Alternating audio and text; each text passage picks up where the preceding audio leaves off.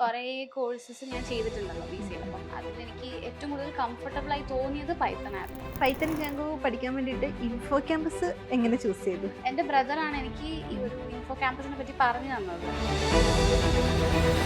MNC കമ്പനീസിലെ interview experience shy ആയിട്ടുള്ള ഒരാളായിരുന്നു, അധികം ആൾക്കാർക്ക് സംസാരിക്കുന്നില്ല. പക്ഷെ ജോലി കിട്ടിയതിന് ശേഷം ഹായ് ഓൾ, ഇൻഫോ ക്യാമ്പസിലെ സക്സസ് സ്റ്റോറീസിൻ്റെ പുതിയൊരു എപ്പിസോഡിലേക്ക് എല്ലാവർക്കും സ്വാഗതം. ഞാൻ രമ്യ, ഇൻഫോ ക്യാമ്പസിലെ CTO ആണ്. ഇന്ന് എനിക്കിവിടെ വളരെ സ്പെഷ്യൽ ആയിട്ടുള്ള ഒരു ഗസ്റ്റാണ് വന്നിരിക്കുന്നത്. എൻ്റെ ഇൻഫോ ക്യാമ്പസിലെ ഫസ്റ്റ് ബാച്ചിലെ സ്റ്റുഡൻസിൽ ഒരാളായ അനാമിക. അനാമിക ഇപ്പോൾ ടോപ്പ് MNCയിലാണ് വർക്ക് ചെയ്യുന്നത്. ഹായ് അനാമിക. ഹായ് മാം, വീണ്ടും കണ്ടതിൽ വളരെ സന്തോഷം. അനാമിക, സന്തോഷം. ഓക്കെ അനാമിക, നമ്മുടെ പ്രേക്ഷകർക്ക് വേണ്ടിയിട്ട് അനാമിക ഒന്ന് ഇൻട്രൊഡ്യൂസ് ചെയ്യാം. മൈസെൽഫ് അനാമിക. ഞാൻ കോഴിക്കോട് നിന്നാണ് വരുന്നത്. BCA ഗ്രാജുവേറ്റ് ആണ്. അത് കഴിഞ്ഞ് ഇപ്പം കോഗ്നിസന്റിൽ വർക്ക് ചെയ്യുന്നു. ബാംഗ്ലൂരാണ് ഇപ്പോൾ സെറ്റിൽഡ്. ഓക്കെ അനാമിക, BCA കഴിഞ്ഞിട്ട് ഈ പൈത്തൺ ജാങ്കോ ചൂസ് ചെയ്യാൻ എന്തായിരുന്നു റീസൺ? BCA ചെയ്തുകൊണ്ടിരിക്കുമ്പോൾ തന്നെ എനിക്ക് കുറച്ച് ഇൻട്രസ്റ്റ് ഉള്ള ഒരു സബ്ജക്റ്റ് ആയിരുന്നു പൈത്തൺ. പൈത്തൺ കുറേ കോഴ്സസ് ഞാൻ ചെയ്തിട്ടുണ്ടല്ലോ BCA. അപ്പം അതിലെനിക്ക് ഏറ്റവും കൂടുതൽ കംഫർട്ടബിൾ ആയി തോന്നിയത് പൈത്തൺ ആയിരുന്നു. അപ്പം അതുകൊണ്ടാണ് മെയിനായിട്ട് ഞാൻ പൈത്തണിലേക്ക് വന്നത്. ഈ പൈത്തൺ ജാങ്കോ പഠിക്കാൻ വേണ്ടിയിട്ട് ഇൻഫോ ക്യാമ്പസ് എങ്ങനെ ചൂസ് ചെയ്തു? ഇൻഫോ ക്യാമ്പസിനെ കുറിച്ച് എങ്ങനെ അറിഞ്ഞു? ഞാൻ BCA കഴിഞ്ഞിരിക്കുന്ന സമയത്ത് കുറച്ച് കാലം എനിക്ക് എന്താ ചെയ്യേണ്ടെന്നൊരു ഇതില്ല. കൺഫ്യൂഷനായി. അതെ. അപ്പം എൻ്റെ ബ്രദറാണ് എനിക്ക് ഈ ഒരു ഇൻഫോ ക്യാമ്പസിനെ പറ്റി പറഞ്ഞു തന്നത്. ലൈക്ക് ഇവിടെ ഇത്ര ഒരു 15 years ഓഫ് എക്സ്പീരിയൻസ് ഉള്ള മാമിന് ഇങ്ങനെ ഉണ്ടെന്ന് അറിഞ്ഞപ്പോൾ ഞാൻ ഭയങ്കരമായിട്ട് എനിക്കത് ഓക്കെ, അത് നോക്കാം എന്നൊരു തോന്നൽ വന്നു. അങ്ങനെയാണ് ഞാൻ പിന്നെ വന്നത്. ഓൺലൈൻ ട്രെയിനിങ് ആയിരുന്നില്ലേ ചൂസ് ചെയ്തത്? അപ്പൊ അതെങ്ങനെയായിരുന്നു? അത് കംഫർട്ടബിൾ ആയിരുന്നു? എന്തായിരുന്നു ഓൺലൈൻ ചൂസ് ചെയ്യാനുള്ള ഒരു റീസൺ? അത് എനിക്ക് അവർ ഓപ്ഷൻ തന്നിരുന്നു, ഓഫ്ലൈൻ ഓൺലൈൻ. എനിക്ക് തന്നെ അറിയില്ലായിരുന്നു എന്താ എനിക്ക് വേണ്ടതെന്ന്. അങ്ങനെ ഞാൻ അവരുടെ ഡെമോ ക്ലാസ് അറ്റൻഡ് ചെയ്തു. അപ്പം എനിക്ക് നല്ല കംഫർട്ടബിൾ ആയി തോന്നി ഈ ഓൺലൈൻ ക്ലാസ്. കാരണം ഇത് രാത്രി ടൈമിലായിരിക്കും ഉണ്ടാവുക. അപ്പം അതുകൊണ്ട് എനിക്ക് രാവിലെ അതിന് വേണ്ടി പ്രിപ്പയർ ചെയ്യാനും അതിൻ്റെ കാര്യങ്ങളൊക്കെ ചെയ്യാൻ പറ്റി. ആൻഡ് ദാറ്റ് ലൈക്ക് അതെനിക്ക് ഭയങ്കരമായിട്ട് കംഫർട്ടബിൾ ആയി തോന്നി. അങ്ങനെയാണ് ഞാൻ ഓൺലൈൻ തന്നെ ചൂസ് ചെയ്തത്. അനാമികന്റെ ഡെമോൺസ്ട്രേഷൻ ഞാനായിരുന്നല്ലോ എടുത്തത്. അപ്പം എങ്ങനെയുണ്ടായിരുന്നു ആ ഡെമോൺസ്ട്രേഷൻ കഴിഞ്ഞതിന് ശേഷം കോഴ്സ് ചൂസ് ചെയ്യാനുള്ള അത് ഹെൽപ്പായോ? മാം ഭയങ്കരമായിട്ട് എനിക്ക് ആ ക്ലാസ് അറ്റൻഡ് ചെയ്തപ്പോൾ തന്നെ നല്ല കംഫർട്ടബിൾ ആയി തോന്നി എനിക്ക് മാമിന്റെ ക്ലാസ്. ആൻഡ് കുറെ ഡൗട്ട്സ് ചോദിച്ചു ഞാൻ ആ ക്ലാസ്സിൽ തന്നെ മാമിന്റെ അടുത്ത് ചോദിച്ചു, ക്ലിയർ ആയി. ആൻഡ് എനിക്ക് നല്ല രീതിയിൽ ഇഷ്ടപ്പെട്ടു. പിന്നെ നമ്മൾ ഒത്തിരി പ്രൊജക്ട്സും കാര്യങ്ങളൊക്കെ ചെയ്തിട്ടുണ്ട്. അപ്പം അതൊക്കെ പോർട്ട്ഫോളിയോയിൽ ആഡ് ചെയ്തിട്ടുണ്ടായിരുന്നു എന്നല്ലേ പറഞ്ഞത് അല്ലേ? അപ്പം അതൊക്കെ എത്രത്തോളം ഹെൽപ്ഫുൾ ആയിട്ടുണ്ട് ഇന്റർവ്യൂ ക്രാക്ക് ചെയ്യാൻ വേണ്ടിയിട്ട്? അത് വളരെയധികം ഹെൽപ്ഫുൾ ആയിരുന്നു. ഞാനത് ഇന്റർവ്യൂക്ക് പോയപ്പോൾ തന്നെ അതിന്റെ ബേസിസിൽ കുറെ ക്വസ്റ്റ്യൻസ് എൻ്റെ അടുത്ത് ചോദിച്ചു. ആൻഡ് അതൊക്കെ എനിക്ക് നല്ല രീതിയിൽ ആൻസർ ചെയ്യാൻ പറ്റി. അപ്പം അതൊരു വലിയൊരു പ്ലസ് പോയിന്റ് ആയിരുന്നു എനിക്ക്. അനാമിക, നമ്മൾ കോഴ്സ് എന്ന് പറയുന്നത് ശരിക്കും 1.5 മണിക്കൂർ മാത്രമാണ്, ഡെയിലി 1.5 hours ആ ഒരു രീതിയിലായിരുന്നു നമുക്ക് കോഴ്സ് വരുന്നത്. ഓൺലൈൻ ആണ്. അത് എങ്ങനെയാണ് അനാമിക ഹെൽപ്ഫുൾ ആയത്? കാരണം ഞാൻ 1.5 മണിക്കൂറാണ് ക്ലാസ് ഉണ്ടെന്നുണ്ടെങ്കിലും കുറെ ടാസ്കും കാര്യങ്ങളൊക്കെ തന്നിട്ടുണ്ടായിരുന്നു. അപ്പം അതൊക്കെ എങ്ങനെയായിരുന്നു അനാമിക ഹാൻഡിൽ ചെയ്തിട്ടുണ്ടായിരുന്നത്? ഞാൻ ഓൾറെഡി പറഞ്ഞല്ലോ, ലൈക്ക് രാവിലെ എനിക്ക് അതിനു വേണ്ടി കുറെ ടൈം ഉണ്ടാവും. അപ്പം അതിനനുസരിച്ച് എനിക്ക് ആ സമയം യൂട്ടിലൈസ് ചെയ്യാൻ പറ്റി. അപ്പം അങ്ങനെയാണ് ഞാൻ ചെയ്തോണ്ടിരുന്നത്. എനിക്ക് ഓർമ്മയുണ്ട് അനാമിക കുറെ നന്നായിട്ട് സെൽഫ് ലേണിംഗ് കുറെ ചെയ്തിട്ടുണ്ടായിരുന്നു അല്ലെ? കുറെ റെഫർ ചെയ്ത് ഡൗട്ട്സും കാര്യങ്ങളൊക്കെ ചോദിച്ചിട്ടുണ്ടായിരുന്നു. എനിക്ക് ഓർമ്മയുണ്ട്. ഓക്കെ അനാമിക, ഞാൻ ആഗ്രഹിക്കുന്നത് എൻ്റെ എല്ലാ സ്റ്റുഡൻസും MNC കമ്പനിയിൽ പ്ലേസ്ഡ് ആവണമെന്നാണ്. അപ്പോൾ എൻ്റെ സ്റ്റുഡൻസിന് വേണ്ടിയിട്ട് MNC കമ്പനീസിലെ ഇന്റർവ്യൂ എക്സ്പീരിയൻസ് ഒന്ന് ഷെയർ ചെയ്യാൻ പറ്റും? ഞാൻ വളരെയധികം നെർവസ് ആയിരുന്നു. കാരണം ഇതെന്റെ ഫസ്റ്റ് ഒരു ഇന്റർവ്യൂ ആയിരുന്നു, പ്രോപ്പർ ആയിട്ടുള്ള ജോബ് ഇന്റർവ്യൂ. ഇത് ഫസ്റ്റ് ഇന്റർവ്യൂ ആയിരുന്നു അല്ലേ? ശരി.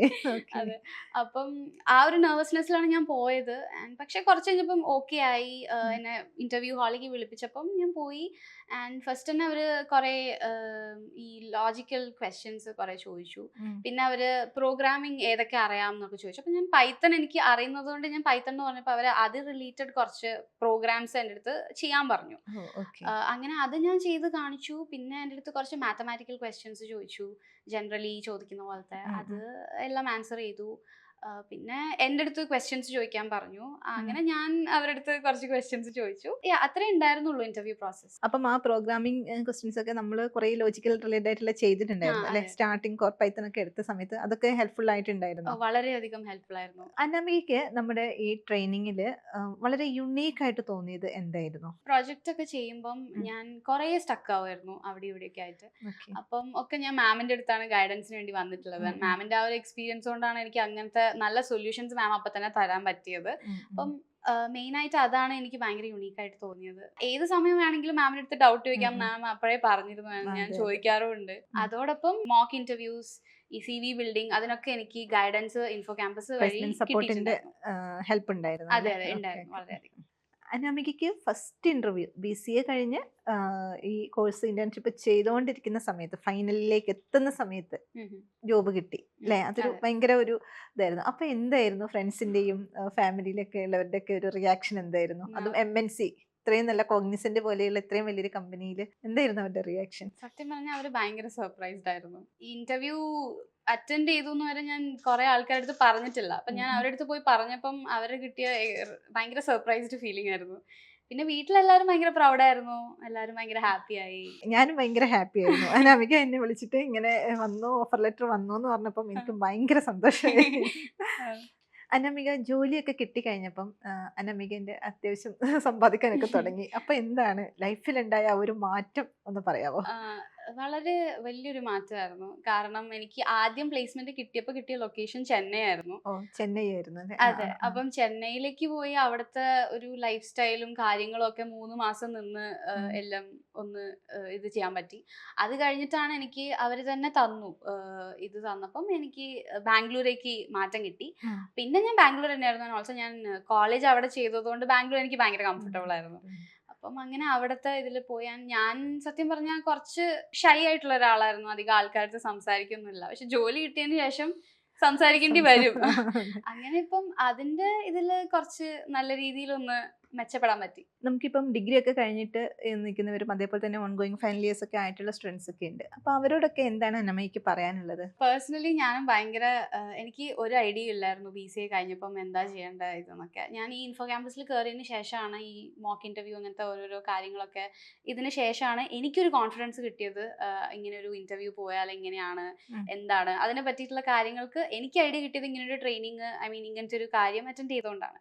അപ്പം എനിക്ക് തോന്നുന്നത് ഇപ്പം കൺഫ്യൂസ്ഡ് ആയിട്ടുള്ള ആൾക്കാരുണ്ടെങ്കിൽ അവർ ഇതുപോലൊരു ട്രെയിനിങ് അറ്റൻഡ് ചെയ്യുക, ഇങ്ങനത്തെ ഒരു കോഴ്സ് ചെയ്തിട്ടുണ്ടെങ്കിൽ അവരുടെ ഡ്രീംസ് അങ്ങനെ അച്ചീവ് ചെയ്യാൻ പറ്റും. Thank you Anamika. അനാമിക ഞങ്ങളുമായിട്ട് ഈ ഒരു എക്സ്പീരിയൻസ് ഷെയർ ചെയ്തതിന്, അവിടുന്ന് ഒരു 2 ദിവസത്തെ ലീവിന് വന്നപ്പം ഞാൻ വിളിച്ചപ്പോൾ ഇങ്ങോട്ടേക്ക് വന്നതിന്. ഓക്കെ, അപ്പം നമുക്ക് ഇനിയും കാണാം. അപ്പം ഓൾ ദി ബെസ്റ്റ്, എല്ലാം നല്ലതായിരിക്കട്ടെ. Thank you ma'am.